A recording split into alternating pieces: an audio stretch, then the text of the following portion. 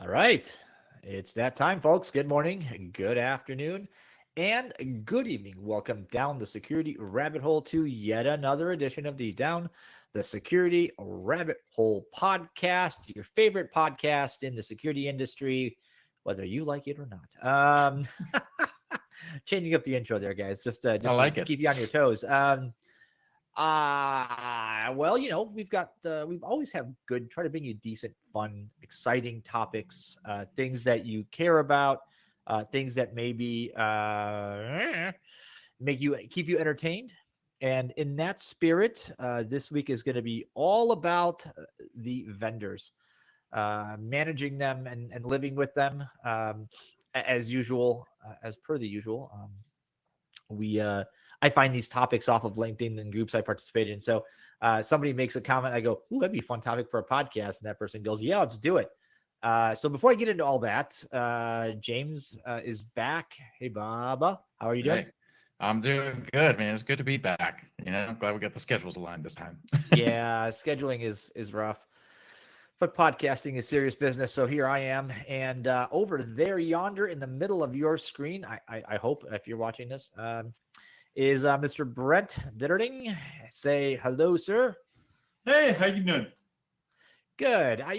That conversation, I don't remember which one it was anymore, but I saw you say something about managing vendors, and and I was like, oh man, I couldn't help myself. I commented, you commented, and suddenly we're on a podcast together about it.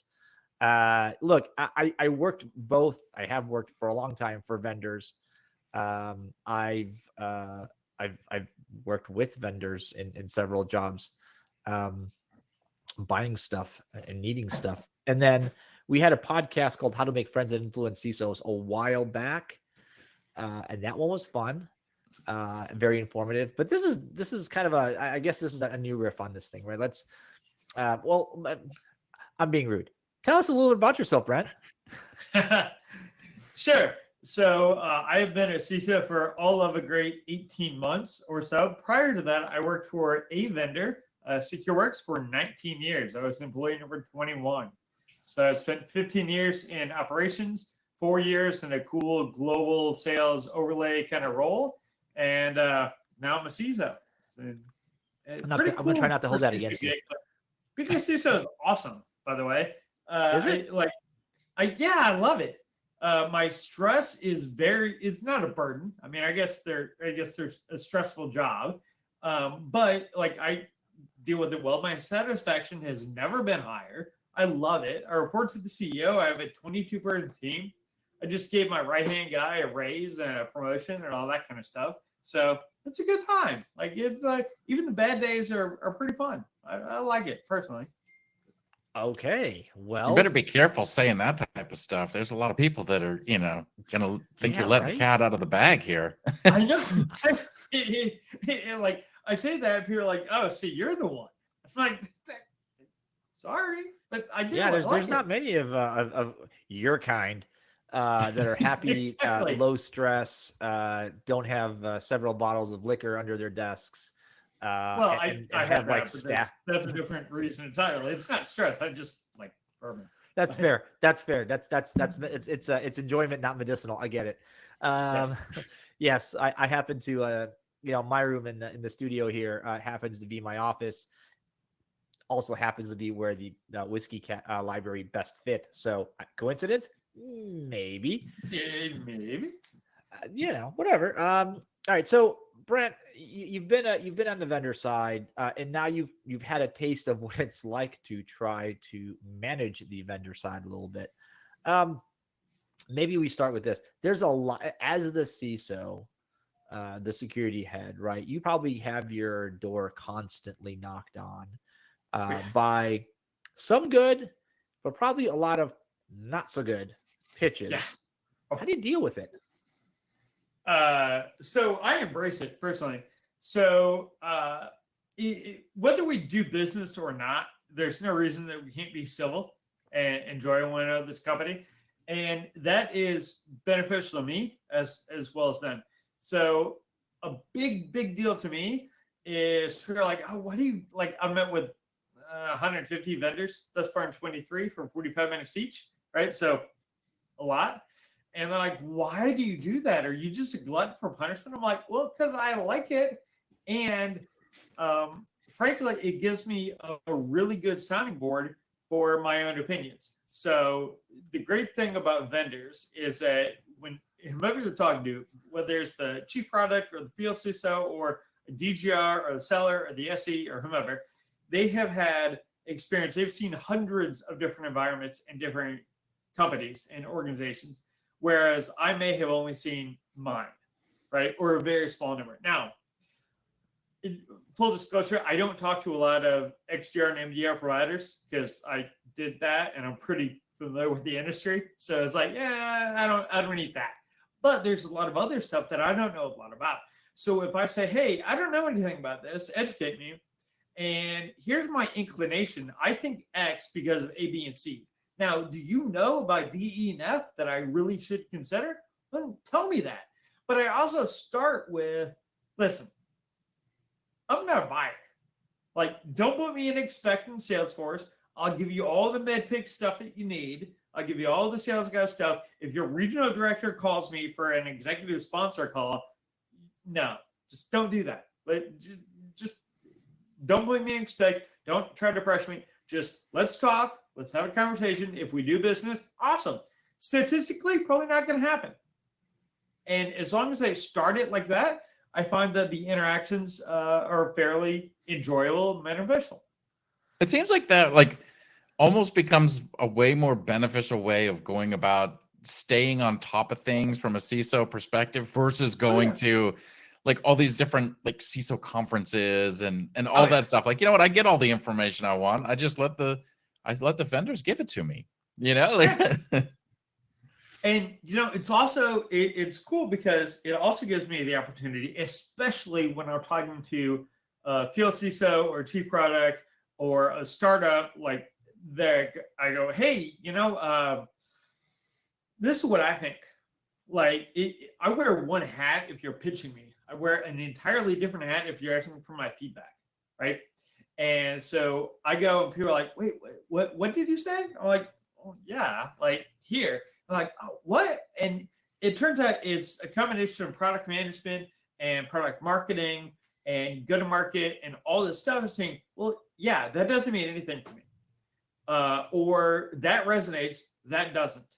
One thing that I love doing, I went to Black Hat a little while ago, and I was with Danny Wolf and Audience First. And we had a CISO panel where we had startups come in and basically tell us their kind of problem statement, more or less. Like, here's where we're struggling to get penetration in the market.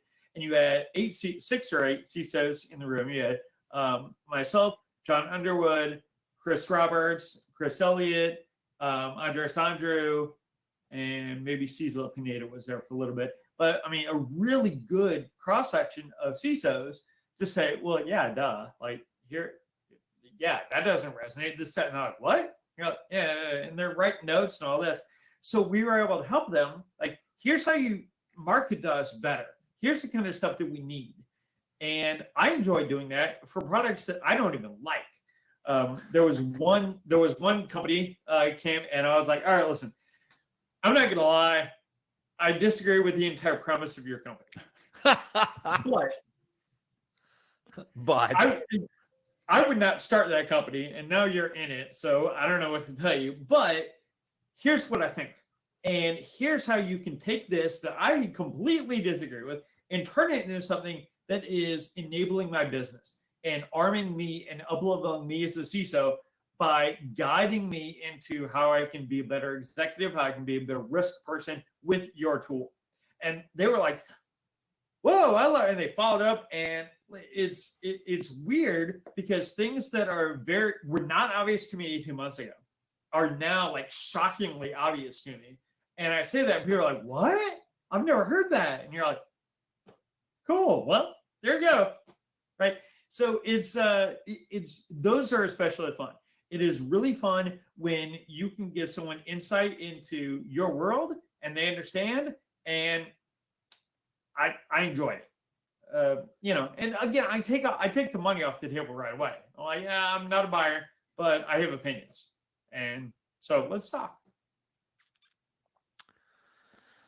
Wow. Okay. So look, that's beneficial. I'm sure there's plenty of places that'll benefit from that kind of guidance, especially since you've got seat time, both as a vendor and then as a buyer. Um, I saw a survey earlier. IM sponsored it with somebody else, and it basically like the TLDR from it was, hey, security budgets aren't really are either shrinking or frozen. Orgs don't want to spend, so but security budgets aren't growing, uh, except for when there are breaches, and then they're growing quickly, and then they're kind of settling down. So, I am I nuts to say this is sort of like, okay, so the security market is caught up with reality? Like, I don't know. Am I wrong here? I don't think so. So uh, there are definitely some companies and some ideas that I'm like, that is a $10 solution to a $5 problem, right? And in general, we deal with that in cybersecurity, right? I mean, go to DEF CON and you will come away knowing a lot about what is possible. And Right. there's always a lot of possible. What I care about is what is likely, right? And then, and we don't have to get super granular and specific and risk quantification and all that. We don't have to get all that. But it's real basic things like, okay, take quantum computing, quantum encryption thing, right? I'm not convinced that I need to care about that, at least not right now, right? I bet Microsoft probably needs to care about that. Or look at something that is really high-end ransomware protection or something. And it's like, well, okay, I mean, that's one way, but there are these other ways as well that are dramatically more simple and easy. The fact of the matter is that significant risk reduction is simple, easy, and cheap. Simple is a technology statement. Easy is a people process statement, and cheap is cheap. So I'm actually giving my budget back. Like I'm reducing my budget in pure number terms, and we're growing. So my spend per employee is going down, which is a good place to be because I don't need all the budget that I probably get. I'm convinced that someone made up the stat, but it's probably true that the average enterprise has 70 tools or whatever. I have 10, and I'm not sure I need all of them kind of thing. I don't know, 10, 20, whatever. It was some dramatically smaller number, right? So I think the industry is kind of coming to grips with some of that. Like, there's a lot of stuff out there that is cool. It's possible, but it's not likely. Or it's like your addressable. I'm like, 100% agree. There's 15 companies in the world who really need that. The rest of us, not so much, right? So, all right, you've gone straight to my favorite. One of my favorite talking points topics is that there are 4,000 companies, 3,700 or so, 3,800 or so are probably solutions looking for a problem, Yes. or the ninth iteration of the same way of solving the same problem that the other 8 are solving, with a different logo, slightly different UI, maybe a better executive team, a cheaper price, whatever. And believe me, I'm all good with competition. Like, monopolies suck, right? So we want the competition. However, this is sort of a term I've been using for probably about a decade or so, but we've got an economy of features. Like, there is more products out there that have made a product out of a single feature that should not be a product. Like, why do and I've seen the surveys, Brent, the 175, 200 some odd security tools, those are legit. I know companies that have more than that in their stack because there's this one thing they needed, and there was an entire tool that did that. But that was 1 out of 57 features. And boy, you know what? We don't have that. Let's buy that feature. We'll buy the product as well. But that was when budgets were easy, right? The money flowed the raging rivers in springtime. But now I think we're coming to grips with the fact that we have spent a crap ton of money on cybersecurity. and we've spent it in places I'm not convinced we're super worthy of the spend. 100%. And we are in an awkward place, and I can tell you that I'm seeing this from the entire industry over the last 10 years, and it is rapidly accelerated right now. You came from a vendor, so you maybe will appreciate this. Sales people in security used to be able to walk into a customer, buy lunch, buy breakfast, buy dinner, whatever, take them to a ball game, and just take a PO, right? Like, boom, off we go. That's it. Everybody was buying everything. Those days, I think, are gone. Oh yeah. More importantly, I think we're going the other way.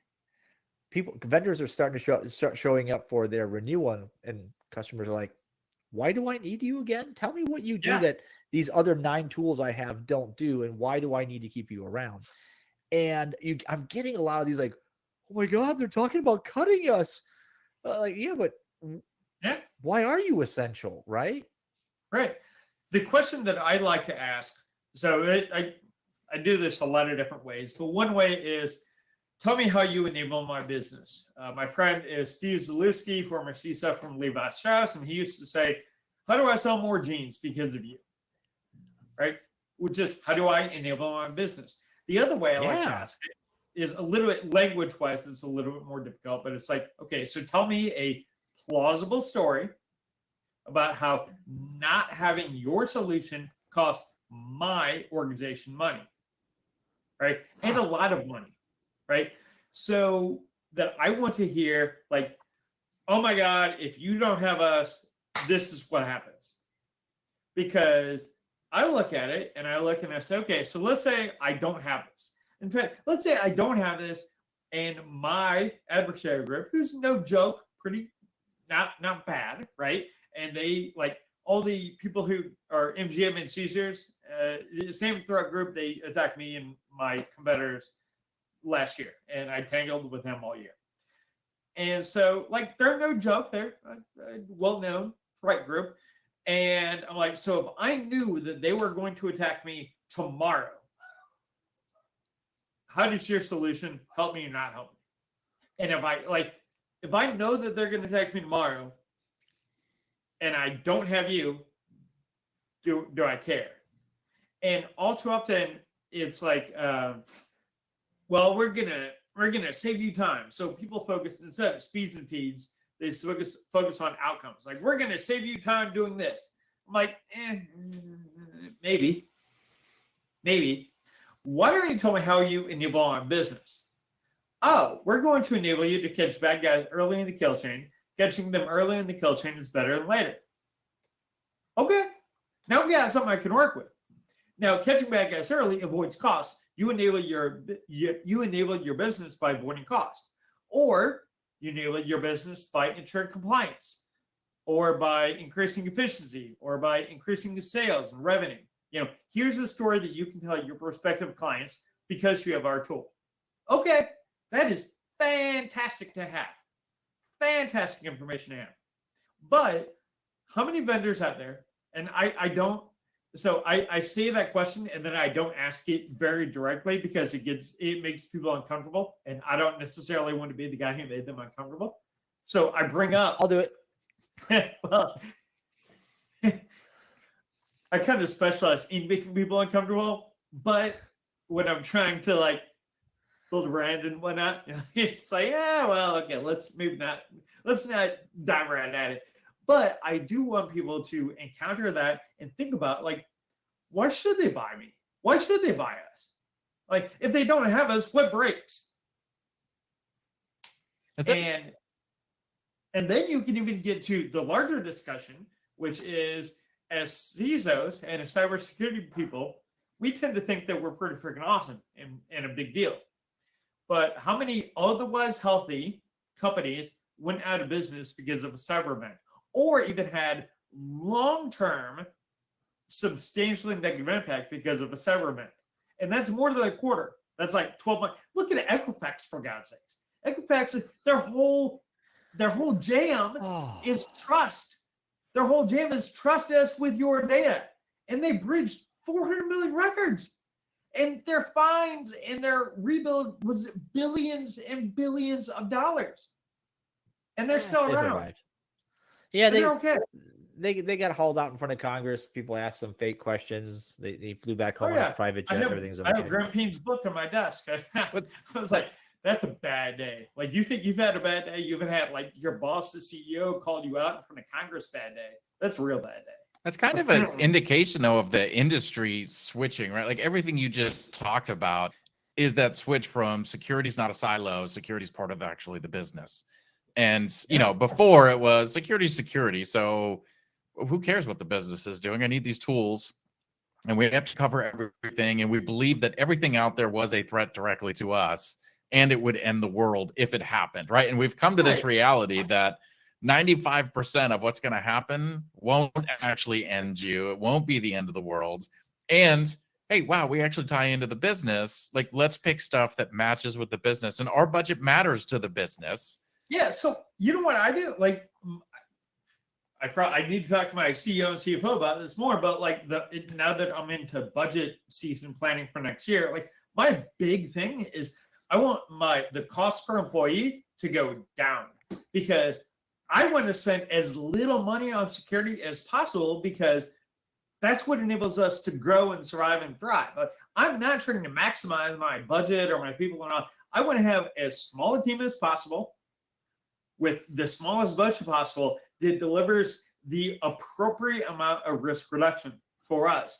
And there's a way great discussion about cyber risk quantification and all of that. And that's awesome and great.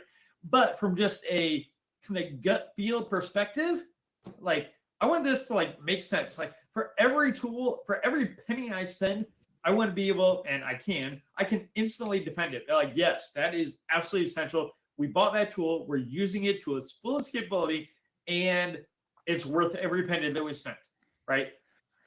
And what's cool is that when you came from the vendor side too, like I know what margins are. Like I know what these margins are approximately, and I can compare with other CISOs, and I can get about, listen, this is what this problem is worth to me. I don't care. These are the people I'm considering. They're interchangeable to me. I don't care. My tech team might care. I don't care. I care about price. I care about price for this functionality.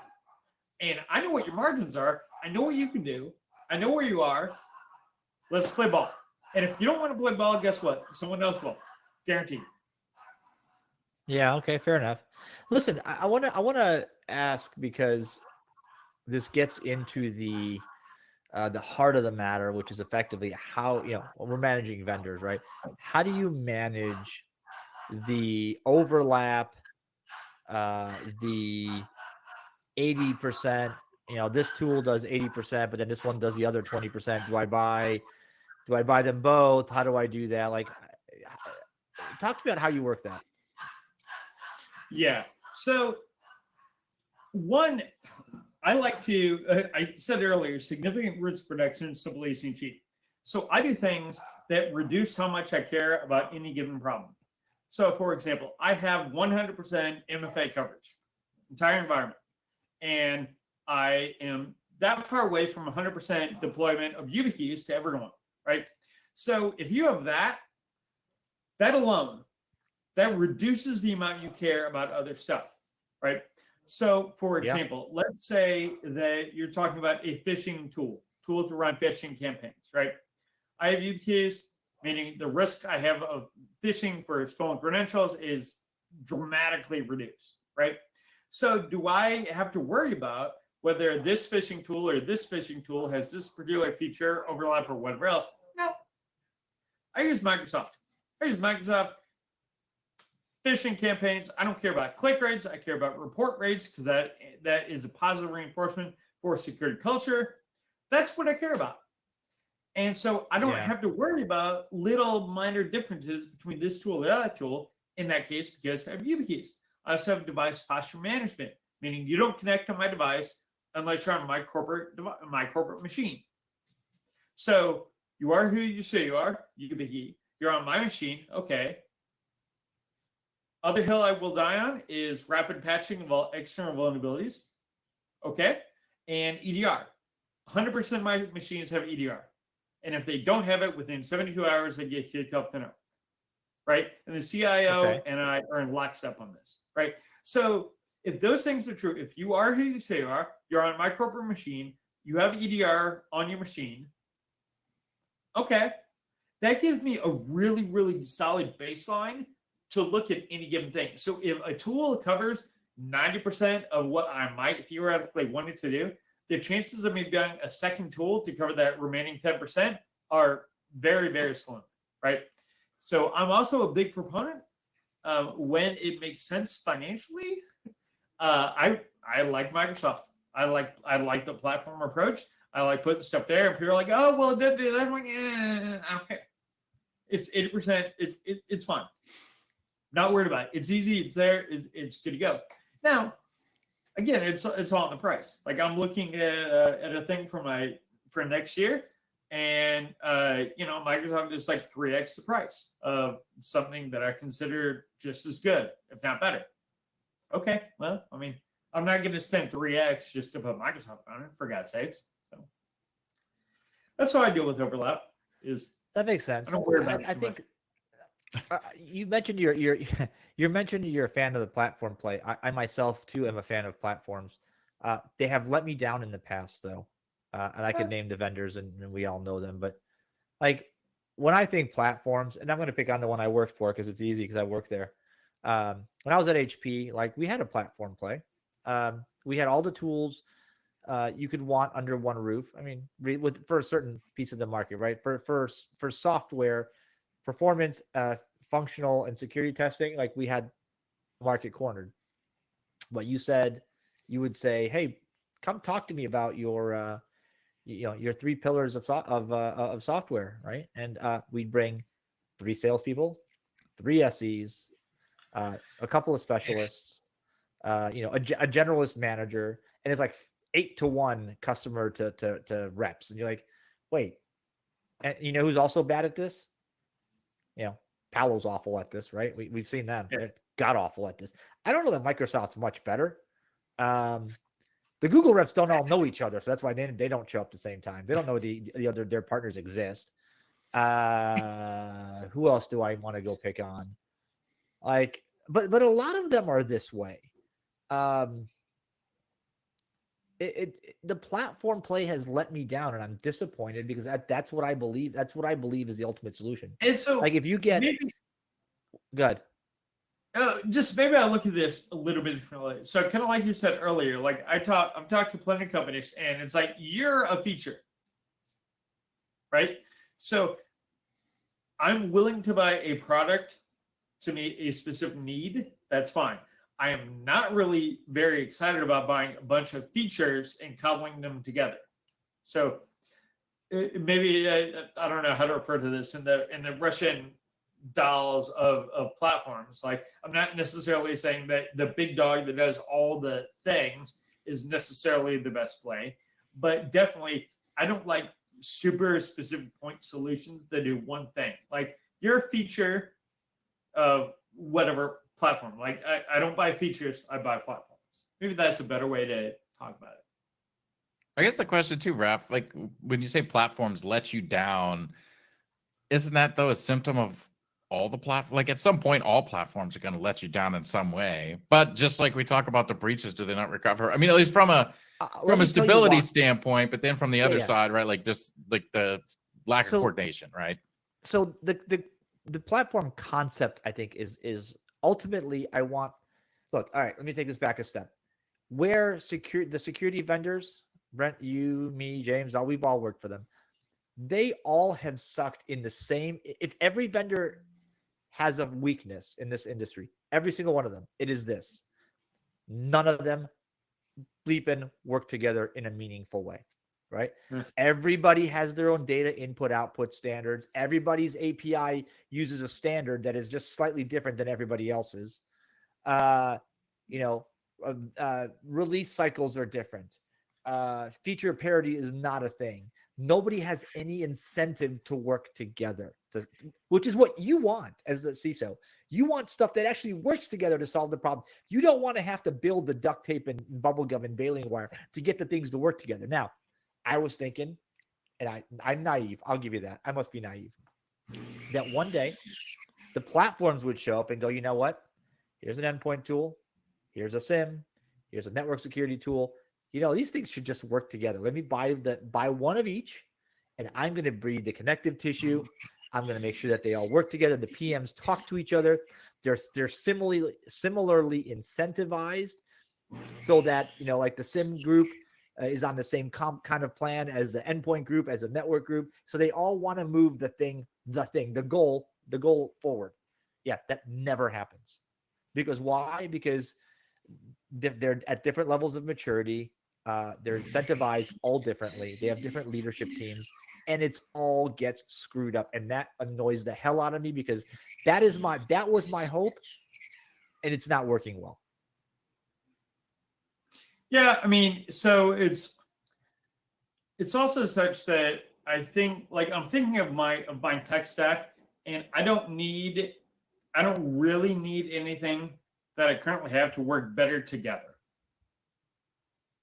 All right. Now, there are definitely different use cases where that is important, I'd say, but I think, like, that's not, like, if I list out my top 10 pain points, that doesn't even make the list.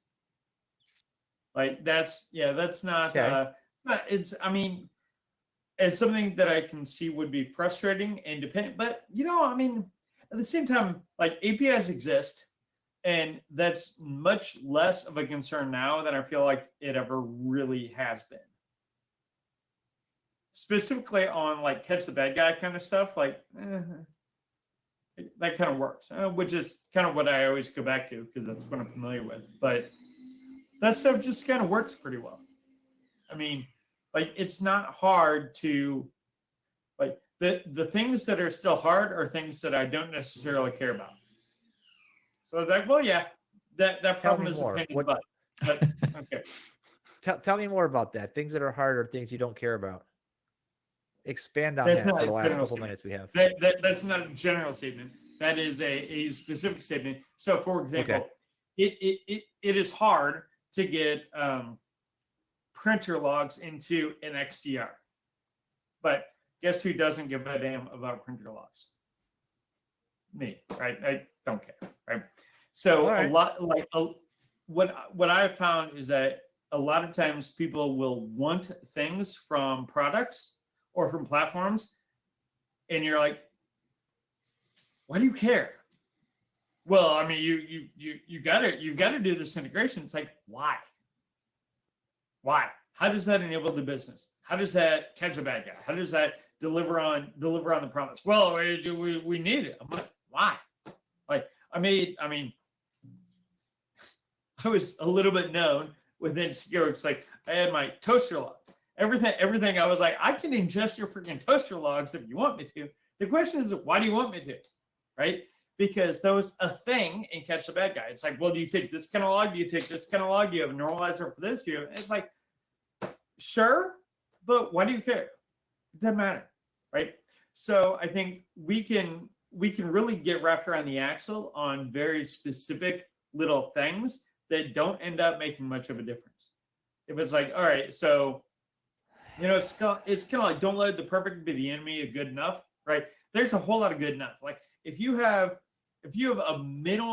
do a couple basic hygiene things right, like if you brush your teeth in information security, you'll probably be okay against a material risk, right? Like, show me an organization that has 100% MFA and device posture and EDR and external patching who got popped. There aren't many. Show me how many organizations get popped from really, really basic crap.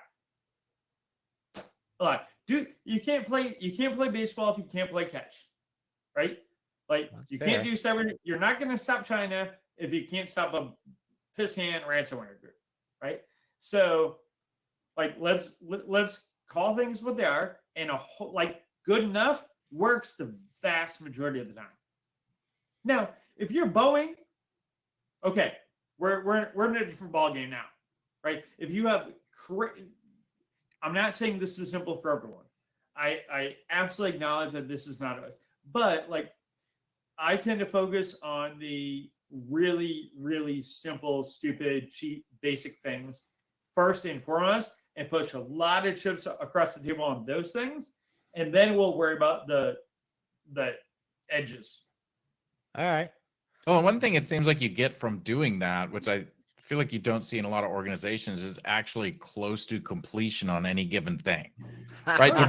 To be able to say, like, hey, we've got 100% MFA across the board. Like, how many businesses are implementing MFA but are no further than like 60% or 70%? But some of that is because they're also trying to push all these other initiatives, right? Like, I've got 1,000 things I'm doing instead of 4. Yeah. I mean, there's great value in extreme levels of focus. Like, I don't care about that. I care about this. We are doing this. And the standard thing is, well, you'll never get to 100% security. It's like, okay, fair. But you can get to 100% MFA. You really can. Yeah. And there are some things where I'm like, 95%. 95% is okay with me. 95% of my environment is automatically patched and up to date, 100% up to date on all OS and third-party patches. There's still outliers. Okay, I'll deal with them.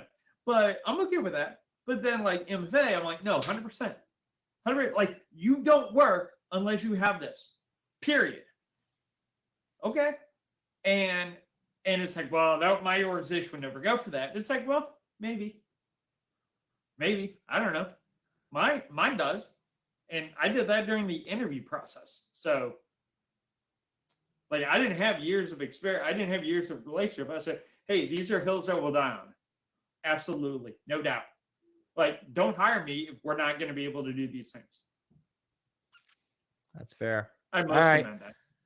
Listen, before we end, because we're coming up on time here.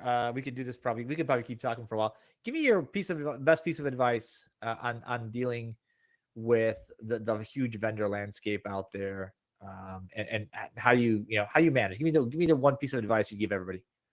Yeah, implement a screening function, and a screening function should not be like, these are my rules for on high. To approach me, you must. But here's my real basic rules. My rules are: treat me like a human being, don't lie to me, don't waste my time. That's it. Meaning that alone, you can filter out 90% of what you get. I have a email rule, says anything that's opt out or any of its variations goes to a marketing folder. I clean that marketing folder out once a day. If it could be copy pasted, it gets filtered to junk. Yet, I met with 150 vendors already this year. Right? You will not find a more vendor-friendly CISO than I. And 90% of my stuff is gone. Send me a link. Send me anything that can be copy pasted. And say, hey, I saw your post on this and I liked it. Can we talk? Yeah, sure. That's fine. We'll talk. So that screening function, and you'll see if I can get to my second one is I set a time frame. I do Fridays. I do vendor meetings on Fridays, and that's the only time. I don't care how compelling it is. That way, and that gets booked 3 months out. So I'm sorry, like that's like people are like, oh, well, can we meet earlier? It's like no. I put very hard lines around when I will meet with vendors and what I will do, and outside of that, I don't do it. So those two things enable me to get a lot of value out of vendor relationships. They allow me to give a lot of value to vendor relationships, and still do all the other day job stuff I have to do. All right. Well, I'll ask you one more because this is going to be relevant. We got to keep this one short. So, what's the coolest tech you've seen so far? And you don't name the vendor. The coolest tech you've seen so far that you don't need. So say again, coolest tech. The coolest tech that you've seen this year that you're not going to buy, that you don't need. I think so. I'll give you two. One that I am probably going to buy, and that is for log retention. Log retention should be stupid, simple, and easy because cloud is the thing, right? And serverless is the thing. Who knew? So that's awesome, fun. I checked the box on log retention for like a tenth the price of a big SIM thing. That's awesome. And the second thing that I really like is I don't use them, but I like the email gateway kind of providers that aren't email gateways, but they entirely are APIs. Those are pretty cool. I like those. Okay. All right. Brent, thanks for giving us some time, man. Yeah. I'm curious to see how time and changes your perspective, maybe or not. Time in the seat, right? 5 years from now, Yeah. if you turn into grumpy old man like the rest of us, or if you're still hopefully optimistic, maybe you're the one guy. I don't know. Maybe you're the one guy. But before I got married, people would tell me stuff, and I've been married 22 years, and it's like, nope, still love it, still great, still awesome. Or before I had kids, I'd be like, you know what, I'm not going to beat my kids. And be like, oh, you just wait. Oldest is 11, still haven't beat them. I'm pretty sure it's going to be okay.